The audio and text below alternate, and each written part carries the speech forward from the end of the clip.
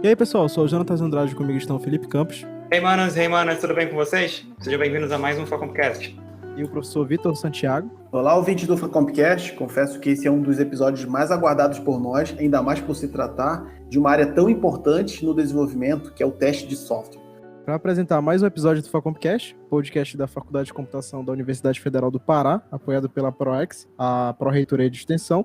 Nesta semana, temos um episódio com a participação da indústria, e para tanto contamos com a presença da Daniela Iab, graduada em Análise e Desenvolvimento de Sistemas pelo Instituto Federal do Triângulo Mineiro, possui mestrado em Ciência da Computação pela Universidade Federal de Uberlândia, foi analista de teste júnior e pleno na Everest, analista de testes QA na Supnovation e hoje atua como engenheira de qualidade de software no PagSeguro, PagBank. Daniela, é um prazer receber você aqui, eu fico muito feliz. E bom, para a gente começar, depois da graduação você foi para o mestrado na área de qualidade de software. Eu gostaria que você contasse para nós qual a importância de saber como realizar pesquisas científicas na tua carreira como engenheira de qualidade de software. E também, claro, aproveitar a oportunidade para se apresentar aí para os nossos ouvintes. Oi, pessoal, muito obrigada pelo convite. Tô muito feliz por estar aqui. Espero trazer muito conhecimento, compartilhar muito conhecimento, que é algo importantíssimo, assim, para mim, é um dos pilares mais fortes aí da minha carreira. Me apresentando, né, como ele falou, eu trabalhei como QA mais ou menos há quase 3 anos e meio que eu estou no mercado, mas antes eu fiquei totalmente focada na pesquisa. Então, na época da minha graduação, eu sabia que eu queria seguir a carreira acadêmica, eu não queria ir para o mercado, eu queria, porque eu gosto muito de compartilhar conhecimento, então eu queria fazer mestrado, doutorado e ir para esse mundo aí acadêmico. E aí foi por isso que logo depois da graduação eu fui para pesquisa. Eu fiz estágio assim por 1 mês, aquele estágio obrigatório da graduação, e logo depois eu fui para várias iniciações científicas, projetos de extensão, tudo que a graduação me disponibilizava para que eu pudesse melhorar meu currículo, para seguir carreira acadêmica, eu fiz. E aí eu fui para o mestrado. E o mestrado, cara, me ensinou muito. Eu aprendi a estudar, eu tenho certeza que eu não sabia estudar na época da graduação. O mestrado me ensinou como estudar de fato, e foi quando eu me apaixonei pela área de qualidade. O meu mestrado eu fiz com foco em experiência do usuário, onde eu avaliei como que o usuário se sente frente a falhas de sistemas. Então, ele está utilizando um sistema operacional, ele está utilizando uma aplicação e essa aplicação falha. Como que ele se sente? Porque muitas das vezes a gente olha para a falha e a gente pensa em qualidade de serviço, né? Então a gente olha para outras características, a gente às vezes nem pensa o quanto que isso pode afetar o usuário, né? Então eu fiz essa análise qualitativa do quanto isso impacta a vida dele. E ali eu me apaixonei pelas falhas, eu sabia que eu queria seguir essa carreira. E eu comecei a dar aula. Só que na época que eu dava aula, eu não conseguia passar essa experiência para os meus alunos. Como que é o mundo, como que é a carreira, como que é trabalhar no mercado, porque eu não tinha essa experiência, né? Então foi quando eu fui para o mercado. Eu comecei a conciliar esses dois mundos, acadêmico e trabalhar como QA. E ali eu percebi que eu conseguia conciliar, mesmo trabalhando como QA. E foi quando eu larguei a faculdade de dar aula, né? Parei de dar aula e fui só para o mercado. E ali a pesquisa continuou bem forte na minha vida, porque eu continuei participando de eventos, eu continuei fazendo palestras, eu continuei pesquisando. Então, a pesquisa ela tem um pilar muito forte dentro assim da minha vida e da minha carreira, principalmente, porque eu acredito que se a gente não contribuir para a literatura, se a gente não contribuir para a pesquisa, o mercado também não vai evoluir, né? Porque a gente tem que trazer novas tecnologias, a gente tem que trazer novas ideias. Então, em resumo, é essa importância que a pesquisa tem na minha vida. Bom, dá para ver que você tem uma ótima trajetória, uma trajetória bem inspiradora para a gente e mostrando que a pesquisa também é de fato importante para a tecnologia, não é só programar. Bom, mas antes de a gente criar esse episódio hoje, de criar a pauta disso aqui, a gente fez bastante pesquisa para entender o que é a área de teste de software, qual é o contexto dela, que é muitas vezes vista de maneira bem superficial pela gente na graduação. Para começar, eu fui no dicionário de Oxford para saber quais são as definições da palavra teste, e uma delas me chamou bastante atenção, que é, abre aspas, pôr se algo à prova, fecha aspas. Bom, é uma ótima definição, mas é uma definição bem vaga, principalmente quando a gente analisa a área de testagem de software, que a gente pode falar sobre bastante coisa, sobre segurança, usabilidade, os requisitos funcionais desse software, além de outras coisas. Então, Dani, a pergunta que eu tenho para ti é qual a definição que tu pode fornecer para a gente e qual é a tarefa dos testadores de software ou dos chamados QAs? Eu penso que o papel do QA, ele teve duas fases, assim. Antigamente, a gente via aquele testador numa fase do ciclo de desenvolvimento. Então, a gente tinha aquela fase dos requisitos, onde os analistas de negócio escreviam todas aquelas funcionalidades do sistema. A gente tinha a fase que o pessoal de design iam desenhar as telas, iam fazer a parte de protótipo e depois a implementação. E o tester, ele era incluído só naquele final da implementação, né? Então, o papel do tester era garantir que aquelas funcionalidades que foram descritas lá no início do ciclo de desenvolvimento realmente estavam ok e que realmente a gente ia entregar aquilo que o cliente estava pedindo. Só que com a evolução do mercado e com o mundo mais ágil, esse papel do testador, ele ficou muito para trás, sabe? Então, a gente não consegue, se a gente for pensar nos projetos de hoje que utilizam metodologias ágeis, a gente não consegue, dentro de um box aí de 15 dias, entregar algo e colocar o QA só no final da sprint. É impossível, a gente se torna gargalo. Então, hoje, e é o que a gente busca, apesar de algumas empresas ainda estarem com QA no final do ciclo de desenvolvimento, a gente busca mostrar que o papel do QA é muito além disso, né? Garantir que aquela funcionalidade ela foi implementada da forma correta. Então, a gente está desde o início. Então, a gente está ali com o PO, a gente está entendendo os requisitos, a gente está ajudando a escrever, a gente está entendendo os critérios de aceite, a gente está entendendo o que precisa ser realmente testado. Será que aquele requisito, da maneira que ele escreveu, o desenvolvedor vai entender, está descrito da maneira correta, tem as informações técnicas necessárias para que ela seja desenvolvida.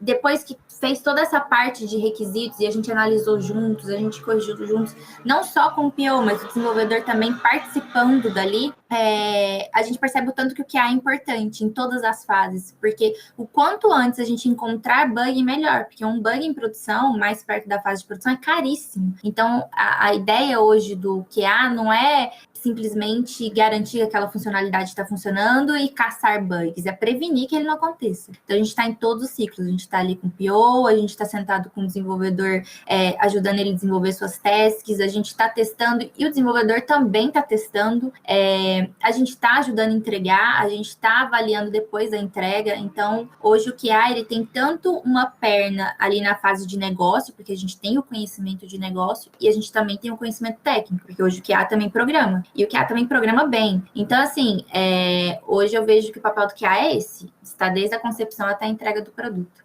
Complementando um pouco da fala da Daniela, é que existe uma série de responsabilidades, né? O Felipe aqui destacou que colocar algo à prova, né, exige ali a consideração de várias perspectivas. E no contexto de software, né, você pode olhar do ponto de vista de especificação, você pode pensar em cobertura de código, você pode ter N pontos de vista para analisar o software, né? Queria que você comentasse um pouco para a gente, Daniela, sobre quais são os critérios, né, que você geralmente utiliza, ou que você vê mais evidência no mundo do QA, né? Cara, depende, assim, sabe? Eu acredito que o QA, ele não tem que ter uma técnica preferida, nem tem que ter uma tecnologia preferida, porque as tecnologias mudam e o contexto do nosso projeto também, né? Eu, por exemplo, no projeto que eu estava antes de vir para o que eu estou atualmente, trabalhava no mundo que o desenvolvimento era mobile. Então, eu tinha que adaptar os testes, eu tinha que adaptar as métricas, o que eu iria colocar ali para garantir a qualidade daquele produto, voltado para o contexto daquele projeto. Hoje, eu estou incluída num produto totalmente back-end. Tem o front-end? Tem, mas eu estou no time de back-end. Então, quais são as tecnologias que eu tenho que utilizar, quais testes que eu tenho que colocar em prática, está de acordo com aquele contexto. O que eu utilizava antes, eu não aplico ali. Então, por exemplo, antes, a linguagem predominante no time era Java. Hoje, os meninos utilizam Kotlin.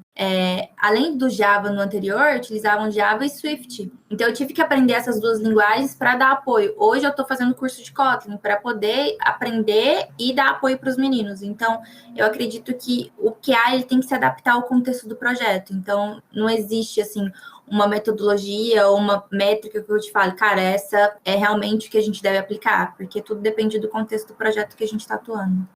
Daniela, você consegue resumir para a gente como é a carreira de testes? Eu acho que muitos estudantes não conhecem as dificuldades os pontos positivos e podem se interessar, e inclusive eu, que recentemente teve esse mesmo questionamento sobre o teste, né? Porque para mim é uma coisa assim abstrato, falando de maneira pessoal, que, por exemplo, no back-end eu vejo que quando a gente vai testar, por exemplo, eu quero testar se uma informação está vindo corretamente, a gente faz ali um teste unitário para ver, para checar a equivalência dos dados, mas e no front-end, que é uma coisa mais visual, como é que eu testo isso? Sei lá, eu mantenho com aqueles testes visuais que a gente testa no browser, né? Ou com teste unitário ali usando uma ferramenta Jest. É uma dúvida que eu tenho, eu sei que tem muita gente que está ouvindo o podcast agora e eu queria que você explicasse um pouco aí pra gente.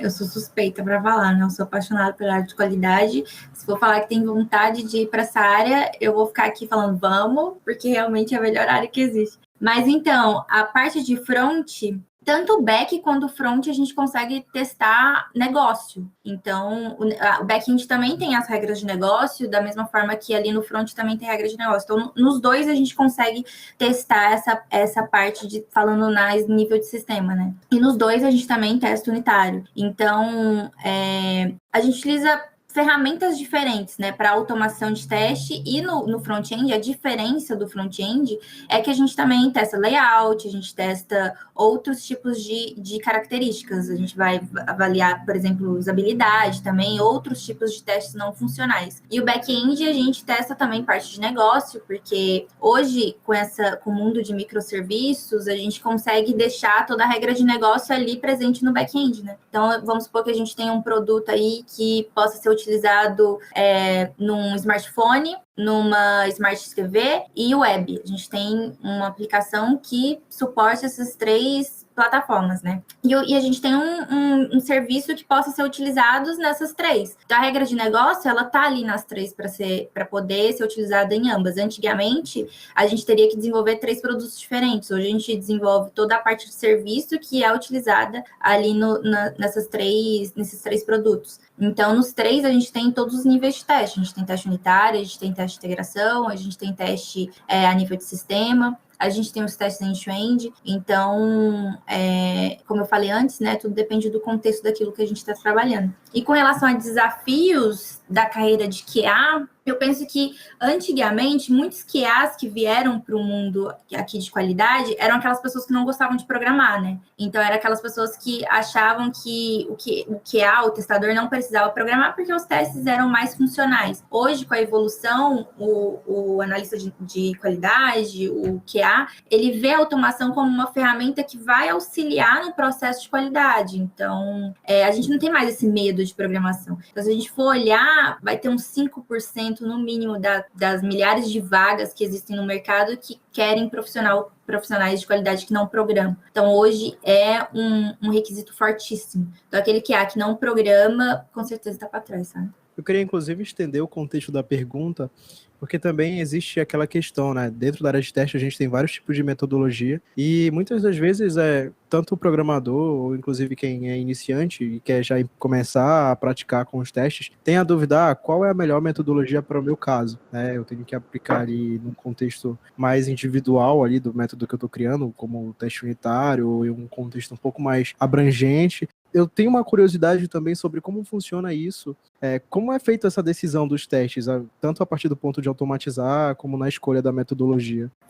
Então, vou falar assim nas experiências do time atual, né? Mas depende muito da empresa e do projeto que a gente está atuando. Na primeira que eu trabalhava em consultoria, né? Então, eu era mais uma pessoa terceirizada dentro do time.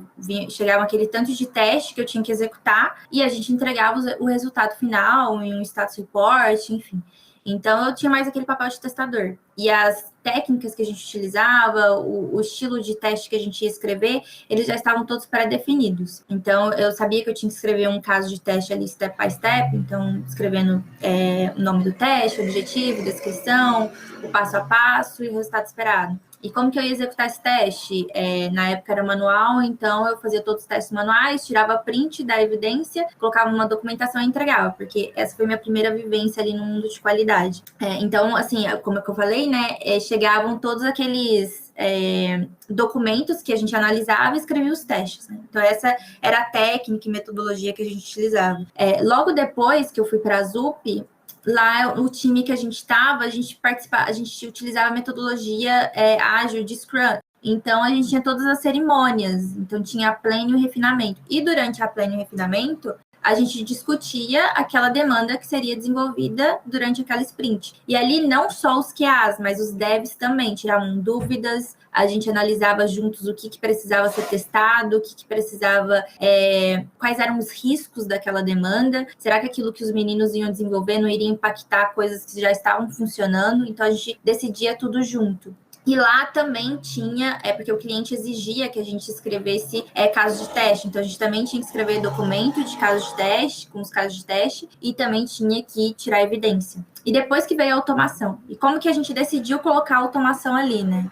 O projeto já estava ficando gigante. Então, os testes agressivos, eles estavam ficando algo que antes a gente fazia 100 testes, casos de teste, se tornaram 500. Então, para a gente fazer isso em uma semana de forma manual, todo final de sprint, estava algo praticamente impossível, né? Então, foi quando chegou a automação. E a gente não automatiza tudo, a gente vai automatizar aquilo que vai agregar valor. Então, olhando para aquele nosso produto, o que a gente deve automatizar? É aquilo que é o coração da aplicação. Então, se aquilo quebrar, vai afetar o cliente, vai impactar negativamente o cliente. Então, são fluxos que sofrem muitas alterações, fluxos que, se por acaso quebrar, vai impactar negativamente o cliente, a empresa dele vai ficar parada, vai gerar crise. Então, a gente sempre olha para aquilo que vai agregar valor. Então, a gente vai ficar automatizando todos os fluxos, login, fluxo simples? Não, a gente vai automatizar aquelas regras de negócios que são o coração da empresa, né? Hoje, no mundo que eu tô, a gente também tem a pleno e refinamento, e a gente também utiliza muitas técnicas, por exemplo, de 3 amigos. Então, senta eu, o PO mais um dev, antes mesmo da pleno e do refinamento, e a gente discute tudo juntos, o que realmente deve entrar, o que não deve entrar. A gente escreve os testes, só que lá a gente coloca os testes todos, os cenários de teste todos na task mesmo, porque a gente sabe que aquilo ali deve ser testado, e a gente avalia juntos. Então, eu não sou a responsável por testar aquilo, mas eu sou responsável por apoiar e garantir que aquilo ali tá ok, e que realmente os meninos estão seguindo as normas de qualidade, mas eles também testam, e a gente definiu juntos, e a gente testa juntos. Então, tanto que no nosso quadro nem tem uma coluna teste, né? Tem uma coluna de validação que chegou ali, pode ser eu pegar, pode ser eles pegarem, e a gente automatiza também. Então, é mais ou menos isso. Daniela, a garantia da qualidade do software precisa ser internalizada por todos os membros do time. Mas algo que é muito importante destacar aqui é que a atividade de teste não garante a ausência de defeitos, né? Mas é uma forma sistemática de você avaliar um produto de software e definir ali um critério de qualidade pelo qual você vai avaliar aquela aplicação. Então, eu queria saber um pouco mais como que isso funciona na prática, né? Dado que a gente não consegue garantir a ausência e existe uma infinidade de técnicas, de critérios de teste para me ajudar a elaborar casos de teste relevantes e que me ajudem a identificar defeitos. Sim, com certeza. Inclusive, isso é um mito, né? Falar que só porque a gente está testando, a gente vai integrar um produto sem falhas. É impossível. Com certeza, o produto ele não é ausente, né? Essa falha não é ausente. Então, existem várias técnicas, por exemplo, repartição de equivalência, onde a gente analisa aquela regra de negócio, vai repartir ela em várias repartições e entender o que a gente precisa testar, quais são os valores limites que devem entrar, entre outras tabelas de decisão. Tem várias técnicas que a gente consegue aplicar ao ler aquela documentação, olha aqueles requisitos, né? Hoje, no que eu encontro, acaba que a gente utiliza essas técnicas de forma, talvez sem perceber, sabe? A gente tá lendo a documentação, a gente fala, cara, realmente eu vou ter que testar aqui se esse campo vai entrar o valor 10, realmente eu vou ter que testar 11, 10, 9. Então, acaba que isso acontece de forma automática, assim, com essas técnicas de análise de requisito. Mas no nosso time, a gente avalia tudo, sabe? Assim, a gente tem muitas métricas de qualidade. Então, se aconteceu algum bug durante a entrega, a gente vai analisar aquele bug, a gente vai entender a causa raiz daquele bug, a gente vai sanar ele para que ele não aconteça de forma recorrente. Então, eu acabei de entregar, esse bug aconteceu? Por que ele aconteceu? Onde que está ocorrendo esse bug? O que eu posso fazer para corrigir ele, não só nessa entrega, mas que ele não aconteça de forma recorrente? Então, tem todo esse trabalho também, sabe?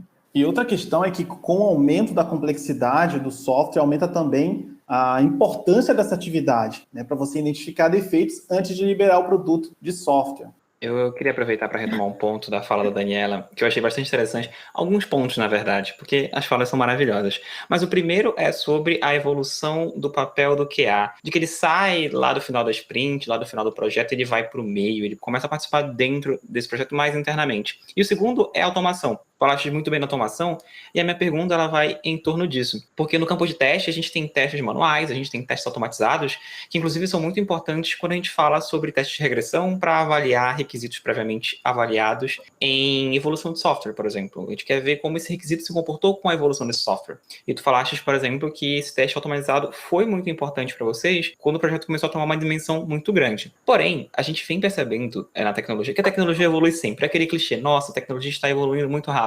É um clichê, mas é verdade também. Principalmente com o uso da inteligência artificial, de IA, em diversos setores, como automobilístico, com os carros movidos a nada, movidos à inteligência artificial da Tesla, e no nosso setor também de teste de softwares. Um ponto que eu queria levantar contigo, Daniela, qual é o limite da IA no teste de software? Em que momento eu digo, não, eu não posso ter IA aqui porque eu preciso de um teste manual, preciso garantir a segurança disso, ou esse limite não existe, eu preciso trabalhar isso de uma maneira mais interessante, esse limite ainda não foi criado. Como é que está a situação da IA nesses momentos?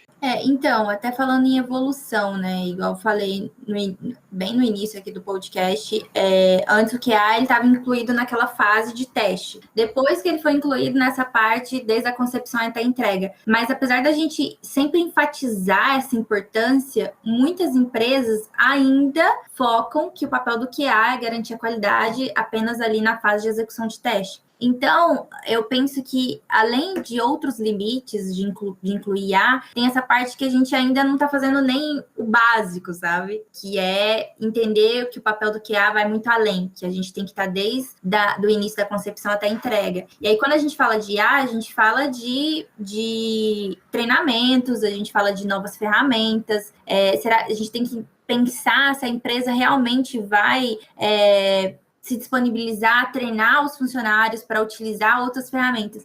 E, além disso, quando eu penso em IA, eu estava até discutindo com um amigo meu, que foi meu mentor, que quando eu entrei na área de qualidade e eu percebi que eu precisava de automação na minha vida, porque senão eu não ia crescer, eu procurei esse mentor e ele me ajudou em tudo, assim, eu devo praticamente toda a minha carreira a ele. Eu estava até discutindo com ele sobre isso, sobre a evolução do mercado, sobre a evolução da qualidade e de onde que entra a IA, né? E a gente acredita que um dos limites ali do IA na área de qualidade é justamente a parte de regra de negócio. Então, às vezes tem alguns bugs que realmente eles são rastreáveis e a gente consegue encontrar ele com uma IA e até corrigir. Mas quando a gente fala de regra de negócio, eu tenho as minhas dúvidas, sabe? Porque será que realmente a gente consegue colocar uma IA ali para entender aquele requisito, entender de forma fidedigna e simplesmente avaliar se realmente está seguindo aquilo, os fluxos que realmente devem passar? Porque o usuário, cara, se a gente tem um campo ali, você pode ter certeza que o usuário vai tentar utilizar aquele campo de todas as maneiras possíveis. E muitas das vezes, nós QAs, quando a gente está analisando aquela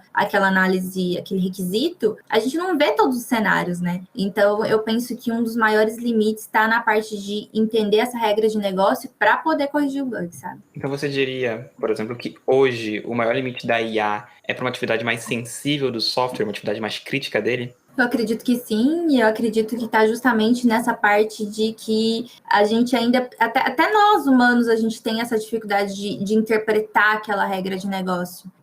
Então, eu tenho as minhas dúvidas, que às vezes quando a gente fala de inteligência artificial, a gente tem que entender que ela vai ter que estar ali trabalhando e entendendo aquela regra de negócio e analisando o sistema em cima daquela regra de negócio e avaliando se realmente tá ok, né? Se não vai ter nenhum bug naquele fluxo e talvez até corrigir. Então, a minha visão, né? Como que eu penso que é isso. E além disso, eu penso que vai ser daqui a alguns anos, porque realmente tá avançando, mas daqui a alguns anos, se chegar de forma mais eficiente, vão ser empresas bem maiores e vai ser algo mais caro, sabe? Porque como eu falei, vai ter todo o processo de treinamento dos funcionários, de uma visão de inclusão desse IA ali. Então, essa é a minha visão com relação a isso. A gente até tem um caso interessante, só para completar essa fala, que é da Boeing, recentemente, que com a falha do software do 737 MAX, em que o software entendia que o avião estava entrando em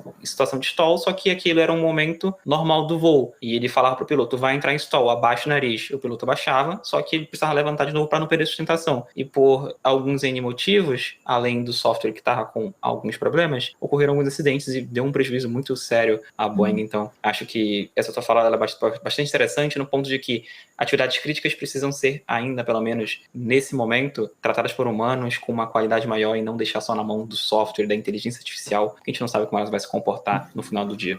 Com certeza. Eu tava falando sobre esse amigo, eu tava conversando com ele deu até um exemplo, exatamente esse aí que você falou de abaixar, né? Que será que o IA vai conseguir entender esse fluxo para poder analisar se esse problema realmente poderia existir? Por exemplo, se a gente vai fazer o upload de algum arquivo. E a gente consegue fazer tanto pelo botão como arrastar também. E ali na regra de negócio fala que a gente pode fazer o upload do arquivo através daquele botão de upload. Mas a gente consegue arrastar ali. No próprio Gmail a gente consegue arrastar lá do documentos e jogar dentro do e-mail. Então será que ele conseguiria entender esse tipo de fluxo e pensar em todos os fluxos possíveis para a gente conseguir fazer o upload desse arquivo? Então eu penso que o problema está nessa análise, sabe? A análise das regras de negócio. Mas, Vitor, qual que é a sua visão, que trabalhou muito com pesquisa e principalmente nessa área de IA? Bom, eu acredito que a gente tem um longo caminho pela frente, né? A gente tem visto várias pesquisas usando aprendizado de máquina para vários estudos, experimentos aí no campo de engenharia de software. Eu acho que a gente tem muito ainda para trabalhar, né? Para pensar em como produzir testes automatizados, né, utilizando o IA para identificar e corrigir automaticamente defeitos. Existem algumas iniciativas, né, seguindo nessa linha, mas ainda tem muita coisa ainda para ser feita. Daniela, eu queria ir em outra direção. Quando a gente tem em mente que o QA é o principal guardião da qualidade, e isso deve cobrir todas as fases de desenvolvimento, percebemos que esse profissional ele precisa estar apto a lidar com diversas habilidades técnicas, como ferramenta de apoio ao teste automatizado, e linguagens, mas também habilidades comportamentais, né, como comunicação e também ser bastante criterioso. E se não bastasse, existem muitas responsabilidades e cobranças nas mãos de quem avalia o software antes de entregá-lo. Eu queria saber, na tua opinião, mesmo que não exista uma solução mágica, né, para lidar com tudo isso, eu queria saber como é que você faz no seu dia a dia. Cara, eu simplesmente não... É porque na minha visão, assim, eu não sou a única responsável, né, pela garantia da qualidade daquele produto, mas todos do meu time. Então, eu sempre tento estar presente em tudo ali, e eu me faço presente, e eu acredito que eu faço parte do time. Eu não sou só a QA que faz parte do time de QA, eu faço parte do time de desenvolvimento. Então, eu tento aprender muita coisa técnica com os meninos, eu tento colocar eles para executar a teste também, a gente faz o trabalho juntos de forma colaborativa. Às vezes, quando eu não sei algo mais técnico, eu sento com eles e falo, cara, me ensina isso daqui para eu poder aprender esse fluxo também, tanto na visão de negócio, quanto também na visão que você está desenvolvendo. Então, eu não me olho como a única guardiã daquele produto, né? Eu sempre tento trazer essa conscientização para dentro do meu time, seja esse que eu estou trabalhando atualmente, que eu tenho aprendido muito, assim, porque eu vim de um mundo completamente diferente, que antes eu era front-end e agora tá back-end. E, cara, eu tenho aprendido tanta coisa técnica, e justamente porque eu estou ali do lado dos meninos. E também antes, quando eu trabalhava lá na Zup, eu sempre tentava trazer essa conscientização de que, cara, beleza, eu sou a QA do time, mas eu não sou a guardiã, nós somos. Nós devemos trabalhar para que isso seja entregue de forma de qualidade. Beleza, a gente escreveu o caso de teste. Só o QA que vai executar? Não, você também pode executar aquele caso de teste, a gente pode executar juntos. Então, eu sempre tento trazer essa conscientização, porque aí, dessa forma, a responsabilidade sai das minhas costas, torna de todos, e a gente tem uma visão mais ampla, né? E aí a gente consegue, com certeza, entregar um produto com uma qualidade melhor. E seguindo nessa mesma direção, né, falando de time, de pessoas envolvidas ali para o desenvolvimento de software, a Daniela e eu, juntamente com pesquisadores da Universidade Tecnológica Federal do Paraná, estamos conduzindo um estudo sobre o perfil profissional QA desempenhado nas organizações. A ideia foi coletar dados sobre as habilidades que são essenciais para ter uma carreira bem-sucedida, né, e como é que é a atuação desses profissionais em equipes de desenvolvimento de software. Daniela, eu sei que você está analisando os dados, eu queria que você desse um spoiler aqui dos pontos que mais chamaram a tua atenção. Cara, quando a gente começou a pensar na ideia de escrever esse artigo, eu já tinha minha hipótese de que, apesar do mundo estar falando muito sobre a importância do papel do QA, desde a concepção à entrega do produto, da importância das metodologias ágeis, eu já imaginava que nem todos, apesar de todo mundo falar isso, tinha essa visão e não atuava dessa maneira. E aí, através dos dados, foi possível perceber isso, que quando o QA fala de teste e fala de qualidade, a maioria ali está focada em automação de teste e automatizador em vagas de pessoa que automatiza. Então, para mim, isso não é o QA, sabe? QA é aquele que vai ajudar desde a concepção à entrega do produto, que vai ajudar a fazer todas as análises, que vai prevenir a ocorrência de bugs, ajudar na prevenção de bugs. E aí, através dessa análise, eu percebi que, apesar de estarmos falando muito sobre isso em palestras, em artigos, e até mesmo nas entrevistas, nas próprias entrevistas, eles buscam profissionais que tenham essa visão de concepção e entrega, mas na prática não é isso que acontece, assim, um spoiler. E muitas vagas e muitos QAs que responderam o nosso questionário se colocou ali como automatizador. Então, é uma pessoa que programa teste. Isso não é o QA, né? Então, eu acho que vai ser muito bom essa análise, esses dados serão muito bons, tanto para a academia quanto para o mercado. Quando eu falo de academia, é justamente para enfatizar a importância de trazer qualidade, teste para dentro da universidade e mostrar o quanto essa atividade e esse trabalho é importante e ele faz parte da engenharia de software, ele faz parte do ciclo de desenvolvimento, não só como uma fase, mas como um todo. O teste está incluído desde a análise do requisito até o momento que a gente está desenvolvendo em diferentes níveis, em diferentes técnicas. Então, é importante a gente trazer isso para dentro da ciência da computação. E hoje eu vejo que, por mais que existam as ementas dos cursos de ciência da computação, eu não vejo essa ementa como algo que consegue acompanhar a evolução do mercado. Porque hoje a gente está dormindo, amanhã vai surgir outras tecnologias, vão surgir outras linguagens de programação. E aí a gente precisa trazer isso, sabe? Até mesmo para mostrar que existem outras carreiras dentro da área de computação e que até mesmo as pessoas que precisam, que desejam se tornar programadores, eles já precisam ir para o mercado com essa visão de que o teste é importante e que não vai ter um guardião lá por ele e que não é responsabilidade somente do QA. Então, eu acho que vai ser muito importante para a área acadêmica isso e para o mercado, justamente para poder enfatizar que, cara, realmente as vagas elas estão buscando profissionais que tenham essa visão, mas na prática, na empresa, não são todas que trabalham dessa forma. Aqui onde eu estou trabalhando hoje, pelo menos no meu time, os meninos eles têm uma visão muito boa de qualidade, tanto que às vezes eu nem me preocupo tanto na parte de execução de teste, porque eles mesmos puxam, sabe? Então a gente escreve junto, a gente divide os testes juntos, eu não estou numa fase. Isso para mim é maravilhoso. E acaba que me ajuda a aprender outras coisas e consequentemente, ajudar eles com uma visão muito melhor. Então, com certeza, os dados desse artigo vai ajudar tanto o acadêmico quanto o mercado. Daniela, eu queria complementar porque a tua fala vai num ponto muito, muito, muito importante para a gente.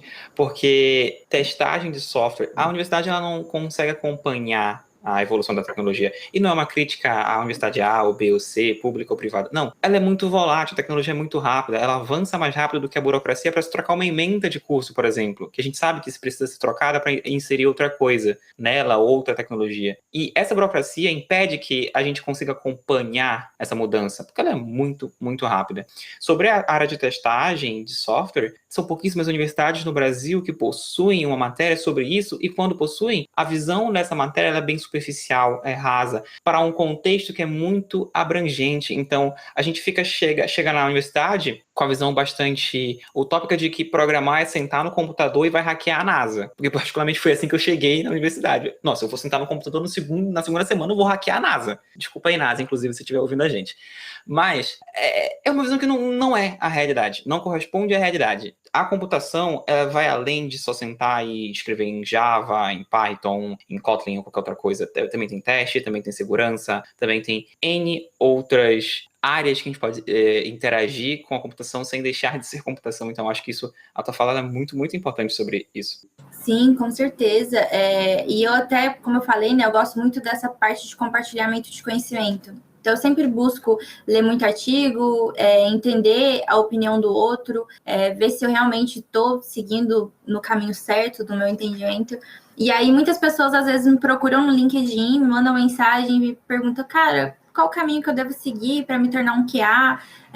Eu estou terminando a graduação, ou às vezes até quer começar a graduação, mas não sabe por onde começar, e aí eu vejo tanto que estão saindo muitos profissionais, sim, das universidades, mas muitos estão perdidos ainda, não sabe por onde começar, não sabe qual carreira seguir, às vezes acha que a única carreira existente no mercado é de programador. Não é. Acha que para se tornar um profissional de tecnologia precisa programar? Não precisa. Sim, tem a área de desenvolvimento que precisa programar, tem a área de qualidade que precisa saber programação, mas existem N outras carreiras que pode transformar o profissional da computação em um profissional de tecnologia. Então, assim, eu acho que falta muito isso, falta trazer mais um mercado para dentro da universidade, sabe? Trazer esses profissionais para mais perto. Porque eu, por exemplo, quando eu estava na minha graduação, eu gostava muito de compartilhar conhecimento. Então, eu queria ir para a área acadêmica. Mas um dos pontos maiores é que eu não queria programar. Eu tinha essa barreira para mim. Eu tinha muita dificuldade nas disciplinas de programação. Então, eu achava que eu não ia me tornar uma boa profissional. Eu tinha muito medo de ir para o mercado de trabalho. E aí, foi por isso que eu comecei a fazer pesquisa na área de engenharia de software para analisar diferentes outras coisas não focadas em programação. E aí, eu fui para o meu mestrado e fui para o mercado e chegou num ponto que eu vi que, cara, eu quero crescer como QA, então eu tenho que tirar essa barreira. Aquela dificuldade que eu tinha na graduação não pode representar a minha carreira inteira, né? Não pode representar a trajetória que eu vou seguir. E aí foi por isso que eu comecei a estudar. Eu comecei a estudar Java, foi a primeira linguagem que eu tive contato. Comecei a estudar programação, fui para o meu primeiro projeto de automação, que foi automação web. Inclusive, aquele mentor que eu falei para vocês no início me ajudou muito. Então, tem muita gente na área de tecnologia que está disposta a ajudar a gente crescer, e isso é maravilhoso na nossa área. Então, a gente não pode ter esse medo. E eu acho que falta a gente levar esses profissionais para dentro das universidades e mostrar que,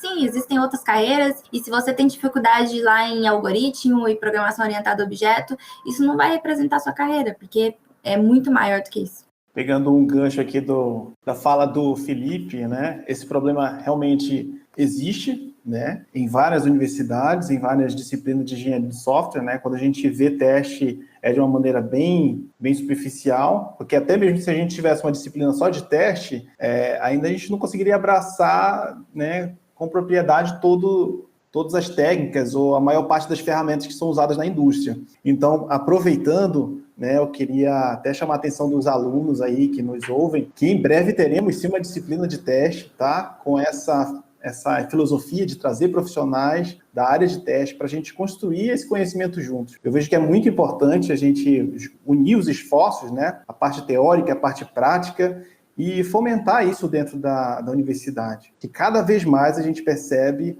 o crescente número aí de vagas, né? Muitas oportunidades no campo de teste, e faltam profissionais capacitados, né? E o nosso objetivo dentro da universidade é formar pessoas competentes ali para atuar no mercado, né? Só para dar um spoiler aqui. Já está convidada nela.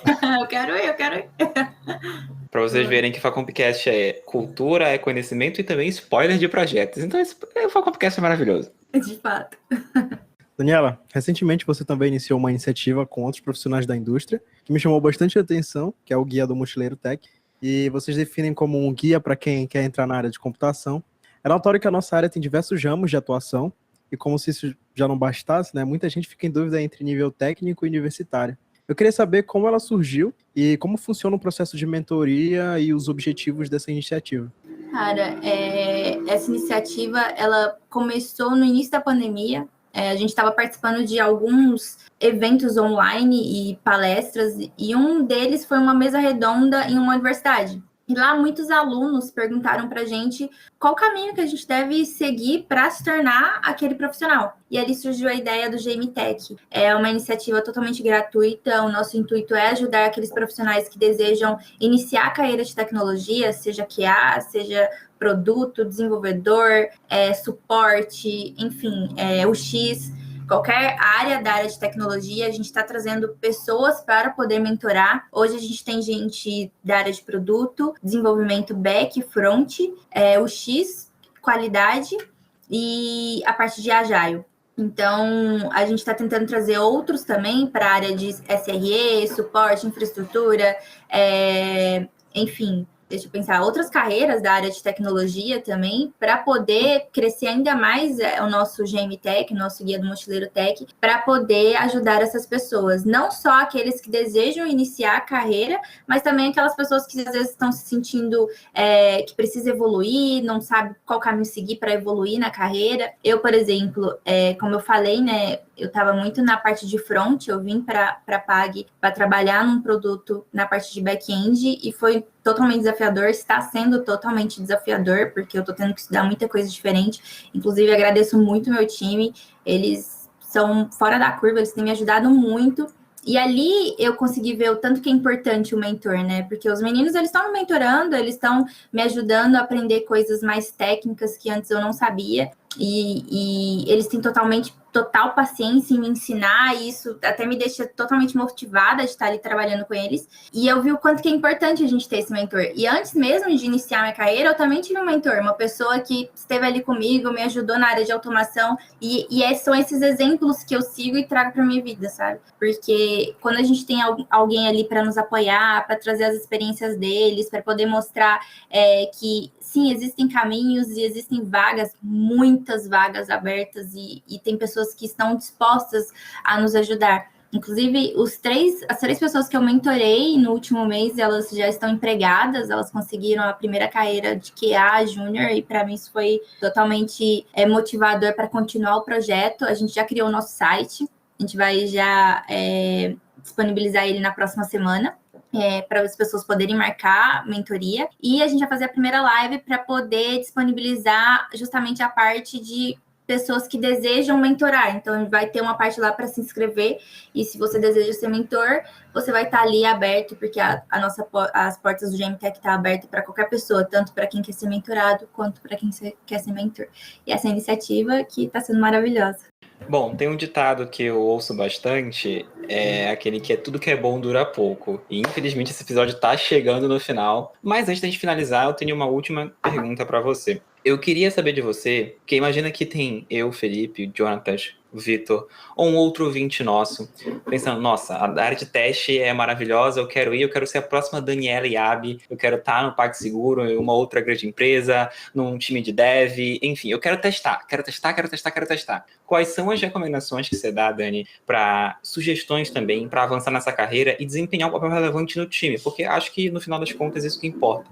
Não onde você está necessariamente, mas desempenhar um papel relevante no seu time e conseguir entregar um produto com qualidade. Com certeza. Até o que eu falo para as pessoas que, às vezes, eu mentoro, né?